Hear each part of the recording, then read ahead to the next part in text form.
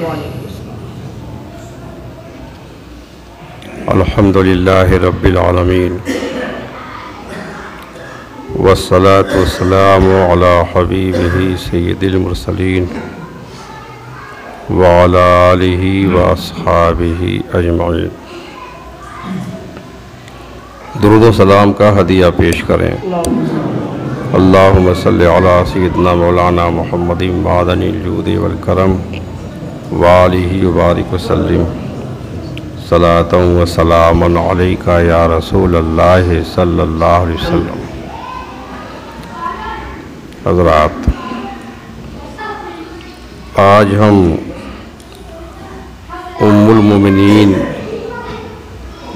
سیدہ حضرت ام حبیبہ رضی اللہ تعالیٰ عنہا کے کچھ حالات بیان کریں گے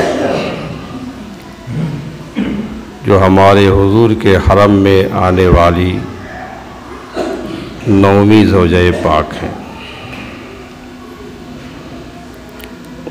حضرت ام حبیبہ رضی اللہ تعالی عنہا کا اصلی نام رملہ ہے، رے میم لام اور ہے چھوٹا ہے، رملہ یہ ان کا اصلی نام ہے۔ اور حضرت ام حبیبہ سردار مکہ ابو سفیان بن حرب کی صاحبزادی ہیں،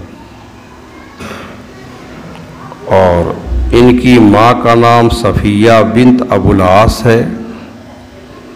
ان کی ماں اسلام کی کٹر دشمن تھیں، اور ان کے والد ابو سفیان بھی فتح مکہ سے پہلے تک اسلام کے سخت مخالف تھے۔ حضرت ام حبیبہ رضی اللہ تعالیٰ عنہ پہلے عبید اللہ بن جہش کے نکاح میں تھیں۔ عبداللہ بن جہش کا تذکرہ آپ نے سنا ہے، ان کا یہ بھائی ہے عبید اللہ بن جہش، اس کے نکاح میں تھیں، اور میاں بیوی دونوں نے اسلام قبول کیا۔ ہمارے حضور نے نبوت کا اعلان فرمایا تو ام حبیبہ نے بھی اسلام قبول کیا اور ان کے شوہر نے بھی اسلام قبول کر لیا۔ اور جب کافروں کا ظلم حد سے بڑھا اور مسلمانوں نے حضور کے حکم سے حبشہ کی طرف ہجرت کی، تو ان دونوں نے بھی ہجرت کر کے حبشہ کو سکونت اختیار کر لیا، حبشہ چلے گئے۔ لیکن حبشہ پہنچ کر ام حبیبہ کا شوہر عبید اللہ بن جہش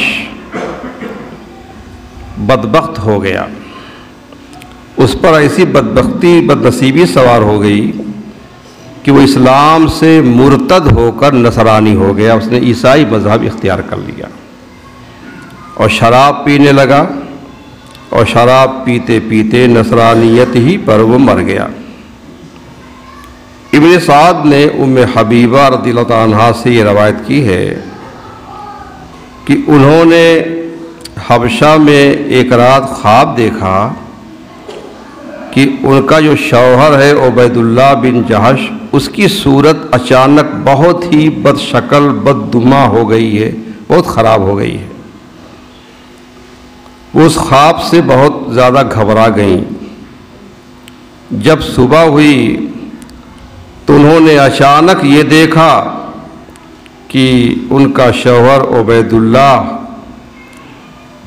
اسلام سے پھر گیا، اس نے اسلام سے مرتد ہو کر نصرانی مذہب قبول کر لیا۔ ام حبیبہ نے اپنے شوہر کو اپنا خواب سنا کر ڈرایا کہ میں نے خواب دیکھا تھا، تیری شکل خراب ہو گئی ہے، بد شکل ہو گیا ہے، نصرانیت یہ منسوخ ہو چکی ہے، دین اسلامی دین برحق ہے۔ سمجھایا اور اسلام کی طرف بلایا، مگر اس بدنصیب نے اس پر کان نہیں دھرا اور مرتد ہونے ہی کی حالت میں وہ مر گیا۔ ام حبیبہ رضی اللہ عنہ اپنے اسلام پر سختی کے ساتھ ثابت قدم رہیں۔ وہیں ان کے ہاں ایک بچی پیدا ہوئی، اس بچی کا نام حبیبہ رکھا، اسی بچی کے نام پر ان کی کنیت ام حبیبہ ہوئی، حبیبہ کی ماں، ام حبیبہ مانے ہوا حبیبہ کی ماں، تو بچی حبیبہ پیدا ہوئی۔ اب تک تو رملہ کہتے تھے، اب ان کو ام حبیبہ کہنے لگے، اور یہ کنیت اتنی غالب ہوئی کہ لوگ نام بھول گئے، نام کم ہی لوگ جانتے، ام حبیبہ زیادہ مشہور ہیں۔ اب ام حبیبہ کا شوہر جب مر گیا تو وہ بیوہ ہو گئیں، ان کی زندگی بالکل ویران ہو کر رہ گئی۔ ایک تو دیس پرایا ہے، حبشہ میں مکہ چھوڑ کے گئی ہیں، تو پرائے دیس میں آپ بالکل تنہا رہ گئیں۔ ماں باپ کا ساتھ تو ایمان لاتے ہی ختم ہو چکا تھا، وہ لوگ اسلام کے دشمن تھے، مخالف تھے، اسلام لاتے ہی سب کا ساتھ چھوٹ گیا۔ ایک شوہر کا ساتھ تھا، وہ بھی جاتا رہا، ماں باپ کے پاس بھی نہیں جا سکتی تھیں، دوسرے ملک میں ایک بچی کو لے کر کیسے زندگی گزاریں؟ اس وقت کیسی کڑی آزمائش سے وہ دوچار ہوں گی اور کیسی کیسی کٹھن پریشانیوں کا سامنا کرنا پڑا ہوگا۔ چاہتی تو اسلام چھوڑ کر اپنے ماں باپ کے پاس چلی جاتی، اور جب اسلام چھوڑ دیتی، کفر اختیار کر لیتی، تو ان کے ماں باپ ان کو سینے سے لگا لیتے، لیکن انہوں نے ایسا نہیں کیا، نہایتی عزم و استقلال کے ساتھ اسلام پر قائم رہیں۔ آخر وہ کون سا جذبہ تھا، وہ کون سی طاقت تھی جس نے ان کے حوصلے کو پست نہ ہونے دیا؟ آخر کس کے آسرے پر انہوں نے تمام پریشانیوں اور مصیبتوں کا خندہ پیشانی سے سامنا کیا؟ وہ جذبہ جذبہ ایمانی تھا، اور وہ طاقت اللہ اور اس کے محبوب صلی اللہ علیہ وسلم سے محبت کی طاقت تھی۔ ام حبیبہ نہایت صبر و استقلال کے ساتھ تمام پریشانیوں اور مصیبتوں کا مقابلہ کرتے ہوئے اپنی زندگی کے دن گزار رہی تھیں کہ ایک دن پھر ان کی زندگی میں بہار کے دن آنے لگے، خوشیوں کے پھول کھلنے لگے۔ ایک رات انہوں نے خواب دیکھا کہ کوئی شخص انہیں ام المومنین کہہ کر پکارتا ہے، ام المومنین مسلمانوں کی ماں، کوئی ان کو یہ کہہ کے پکارتا ہے۔ بیدار ہونے کے بعد انہوں نے اس خواب کی یہ تعبیر لی کہ حضور اکرم سید عالم صلی اللہ علیہ وسلم مجھے اپنے نکاح میں لائیں گے۔ پھر کیا ہوا؟ خواب کی تعبیر کیسے پوری ہوئی اور حضرت ام حبیبہ نے یہ دونوں جہان کی سعادت کیسے پائی، اس کا واقعہ کچھ اس طرح ہے۔ ذوالحجہ سن 6 ہجری کو جب پیارے آقا مولا صلی اللہ علیہ وسلم نے بادشاہوں کو دعوت اسلام دیتے ہوئے خطوط روانہ فرمائے، یہ صلح حدیبیہ، جب حدیبیہ کے مقام پر صلح ہو گئی کہ 10 سال تک کوئی جنگ نہیں ہوگی کافروں سے مسلمانوں سے، تو سرکار نے سوچا کہ اس وقفے میں کام کیا جائے دین کا، تو تمام بادشاہوں کے پاس جو ہے اسلام کی دعوت دینے کے لیے خط بھیجا کرتے تھے، اور اس خط میں لکھا ہوتا تھا کہ اسلام لے آؤ۔ تو آپ نے بادشاہوں کو اسلام کی دعوت دینے کے لیے خطوط روانہ فرمائے، تو اس وقت حبشہ کا بادشاہ اسمہا تھا، اور حبشہ کے بادشاہ کو نجاشی کہتے تھے۔ جیسے روم کے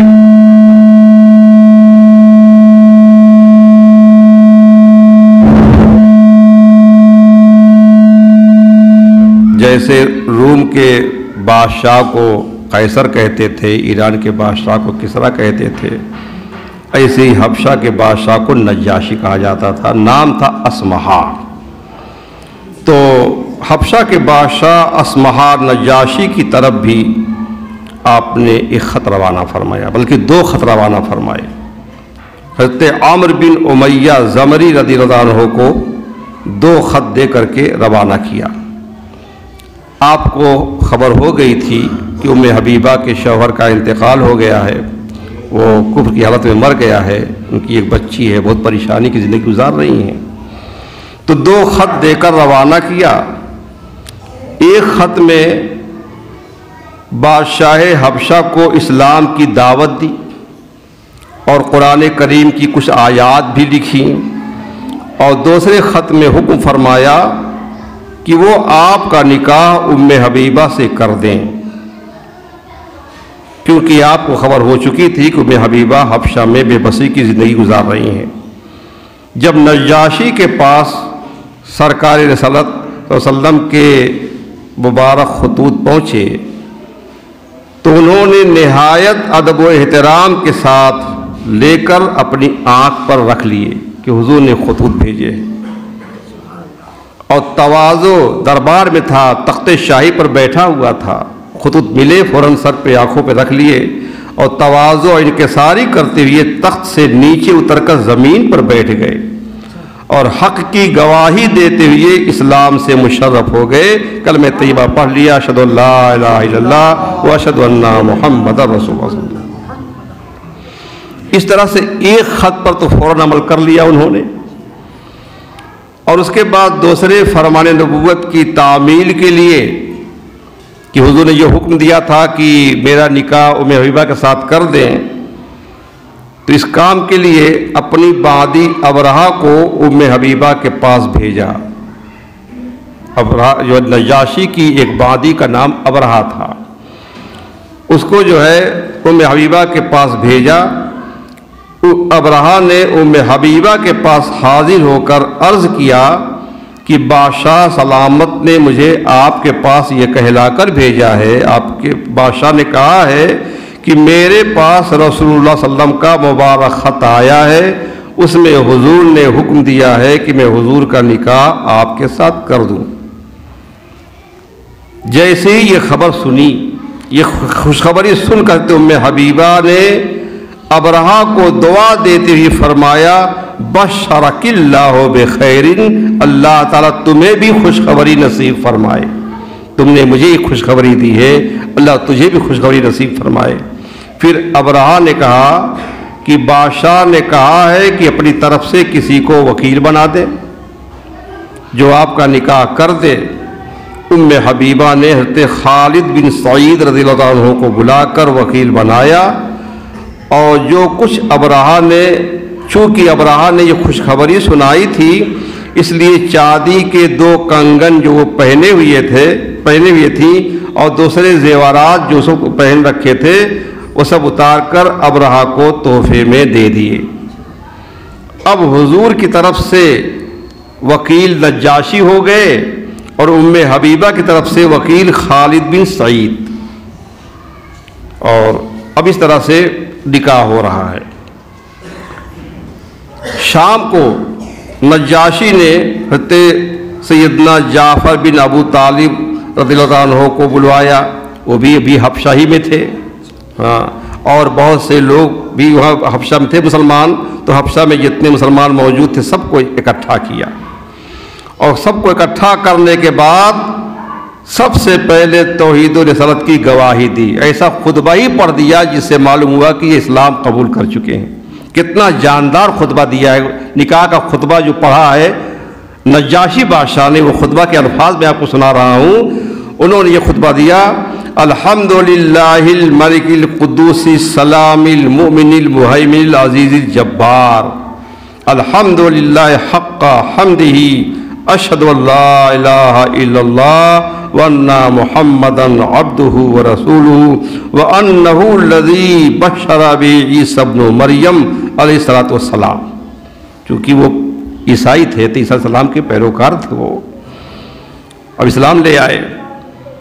اس خطبے کا ترجمہ یہ ہے کہ تمام تعریفیں اللہ کے لیے جو حقیقی بادشاہ ہے، ہم سب تو خدمتگار ہیں، وہ حقیقی بادشاہ ہے، تمام عیبوں اور برائیوں سے پاک ہے، اپنی مخلوق کو سلامتی دینے والا ہے، اپنے فرمانبردار بندوں کو عذاب سے امان بخشنے والا ہے، حفاظت فرمانے والا ہے اور عزت و عظمت والا ہے۔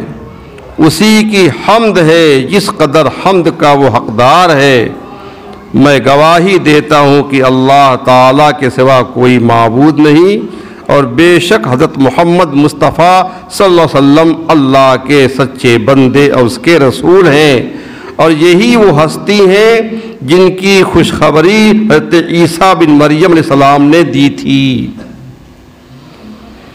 خطبہ دینے کے بعد حضرت نجاشی نے فرمایا کہ نبیوں کے سلطان محبوب رحمان صلی اللہ علیہ وسلم نے مجھے خط لکھا ہے کہ میں حضرت ام حبیبہ بنت ابو سفیان سے حضور کا نکاح کر دوں۔ میں آپ کے فرمان پر لبیک کہتا ہوں اور ان کا مہر 400 دینار مقرر کرتا ہوں۔ حضرت ام حبیبہ کا مہر کتنا تھا؟ 400 دینار۔ یہ سونے کی اشرفیاں ہیں، یہ کئی لاکھ ہوں گی، کروڑوں میں پہنچ جائے گی اس کی رقم۔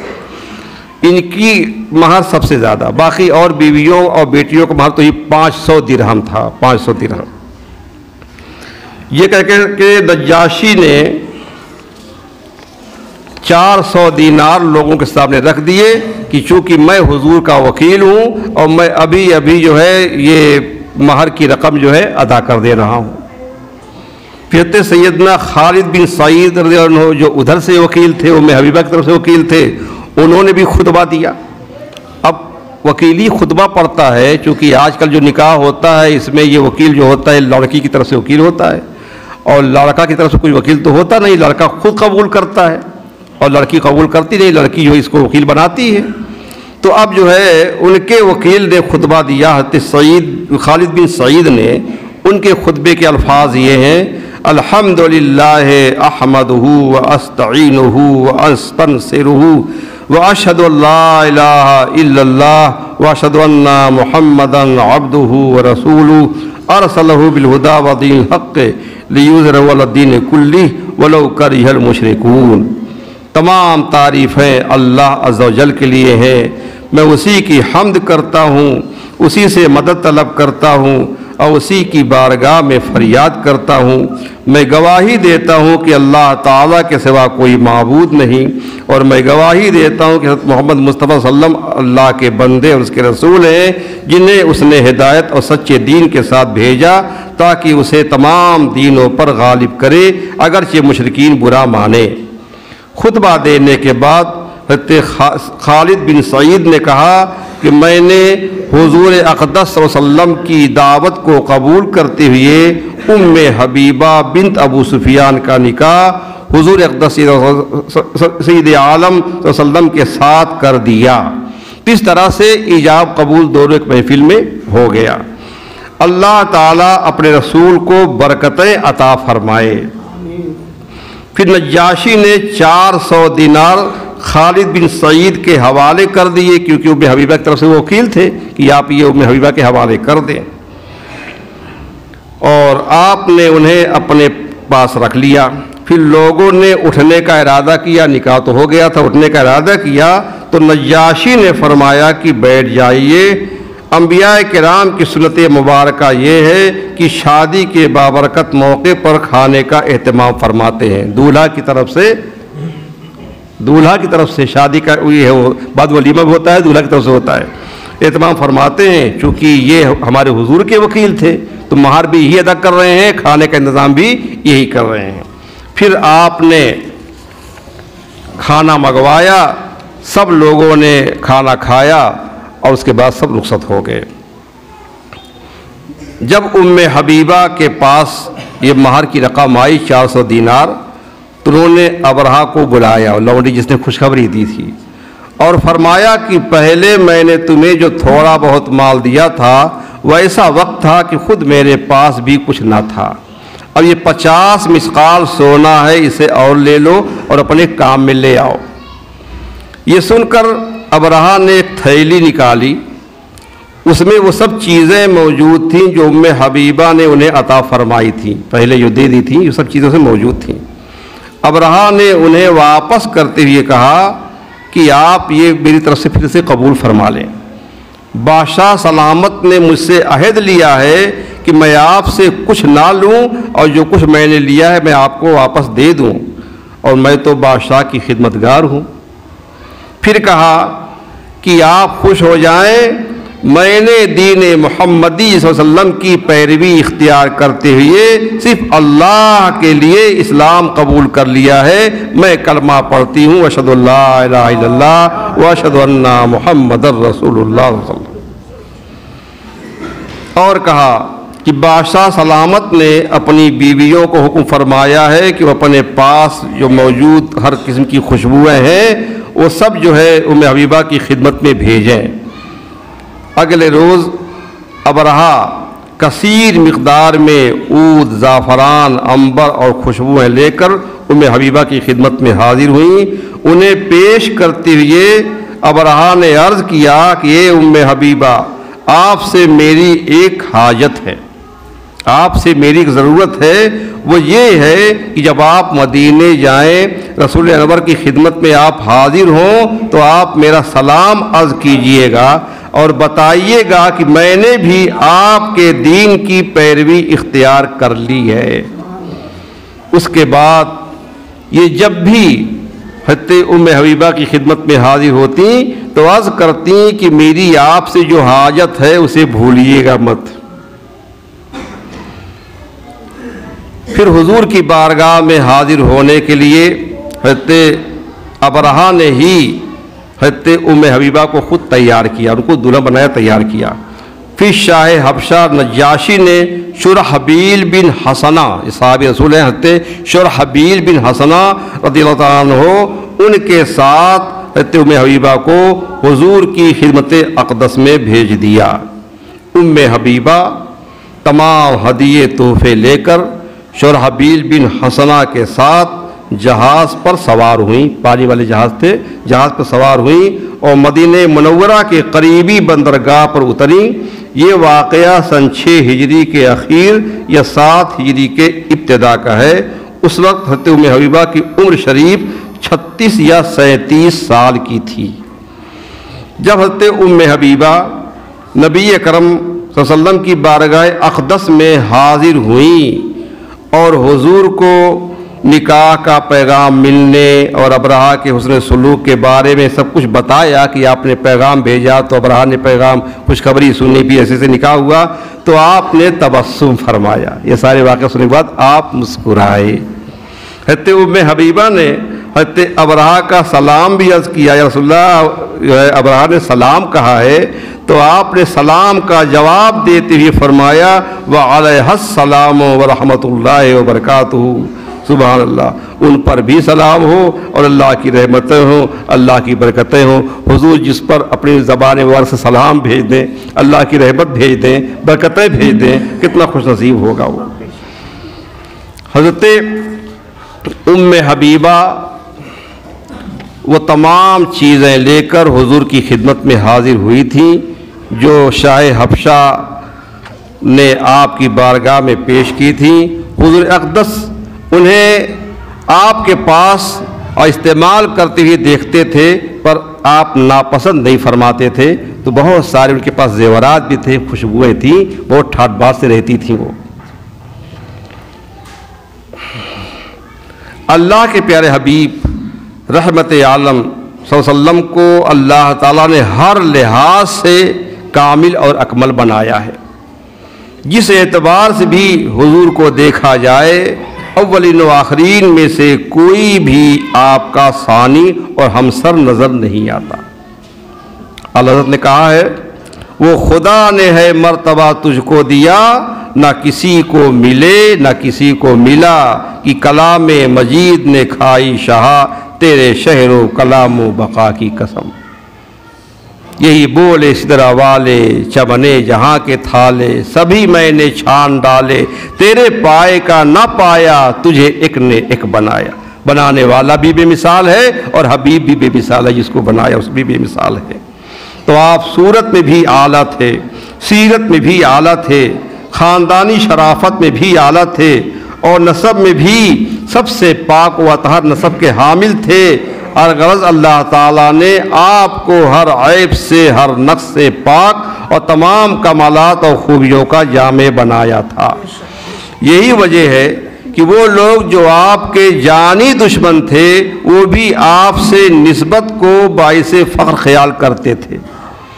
جب رحمت عالم کہ حبیبہ کے ساتھ نکاح کی خبر حبیبہ کے والد ابو سفیان کو پہنچی، وہ بوکھلا گئے ہوتے، سخت دشمن تھے، لیکن نہیں، جب خبر پہنچی ہے کہ حبیبہ سے حضور نے نکاح کر لیا ہے، تو باوجود اس کے کہ ابھی تک اسلام نہیں لائے تھے، اسلام کے سخت مخالف تھے، لیکن انہوں نے اس رشتے کو ناپسند نہیں کیا، بلکہ آپ کی تعریف بیان کرتے ہوئے انہوں نے کہا ذاک الفحل لا یقرأ انفہ، یعنی محمد صلی اللہ علیہ وسلم ایسے شرف اور عزت والے بلند رتبہ کفو ہیں جن کا پیغام نکاح ٹھکرایا نہیں جا سکتا۔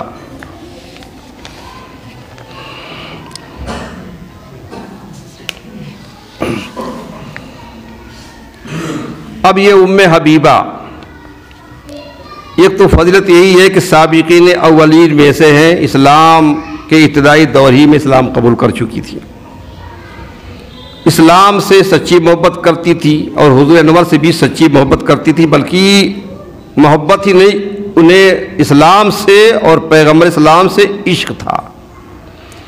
پردیس میں مسافرت کی حالت میں شوہر مرتد ہو کر نصرانی ہو گیا، مگر ان کے پائے استقامت میں لغزش نہیں پیدا ہوئی۔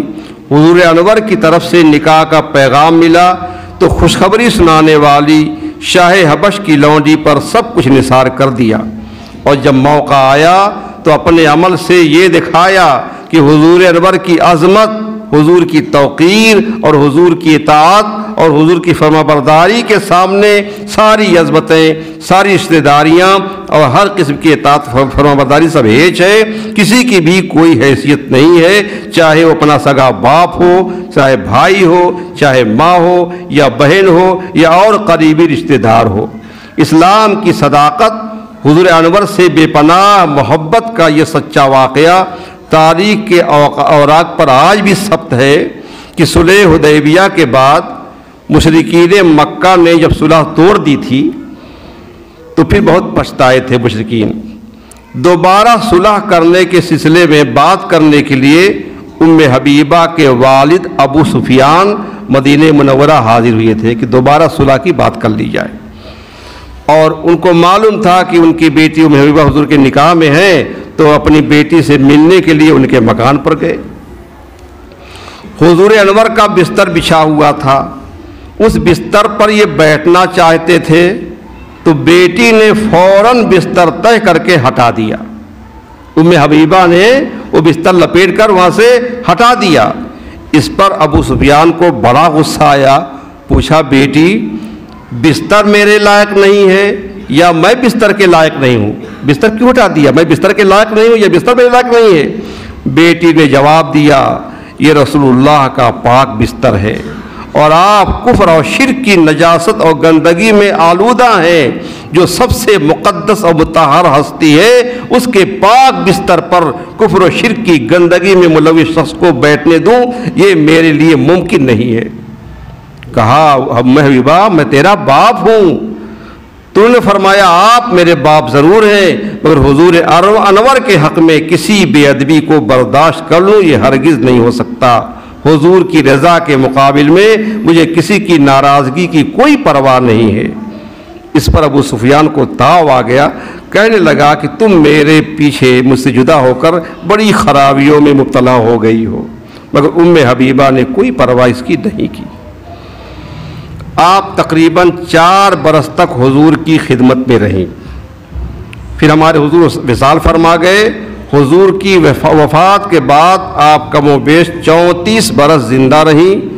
وفات سے کچھ پہلے حبیبہ نے حضرت عائشہ صدیقہ کو بلایا اور کہنے لگیں کہ ہمارے درمیان اور حضور کی دوسری بیویوں کے درمیان کبھی کوئی نامناسب بات ہو جاتی تھی، سب سوکڑیں تھیں، ہو جاتی تھی، ایسی جتنی بھی باتیں ہیں اللہ تعالیٰ ان میں میری اور آپ کی مغفرت فرمائے۔